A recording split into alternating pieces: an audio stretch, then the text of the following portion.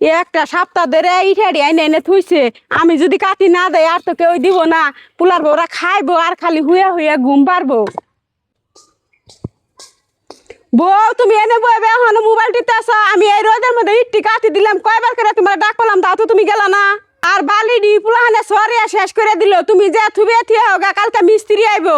কি কইলেন মা আপনি? এই রোদের মধ্যে আমি বালু থুবো করবার যাম, আমি করাম না। মিস্ত্রিরা কাম করবো, হেল্পারে আইনা বালু দিব, মিস্ত্রিরা কাম করবো নি। শুনছাও না জমিদারের বেটির কথা?